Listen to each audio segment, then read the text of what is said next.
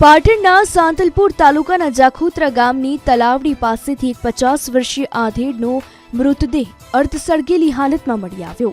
આ મામલે હવે ચોંકાવનારો ખુલાસો થયો છે કે અહીં એક પ્રેમીએ પોતાની પ્રેમિકાને પામવા માટે વૃદ્ધની કરપીણ હત્યા કરી. જી હા, આ વાત એકદમ સાચી છે. વૃદ્ધની હત્યા કરી તેને યુવતીના કપડાં પહેરાવ્યા કે કોઈ ઓળખી ન શકે. અને હાલ હત્યાને અંજામ આપનારા આ હત્યારાઓ પોલીસની ગિરફ્તમાં છે, જે તમે જોઈ શકો છો.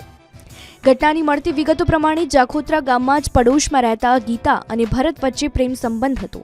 બંને સાથે રહેવા માંગતા હતા, પરંતુ પરિવાર તૈયાર નહોતો, જેથી તેમણે કોઈકને મારીને તેમના મૃતદેહને ગીતાના મૃતદેહમાં ખપાવવાનો પ્રયાસ કર્યો.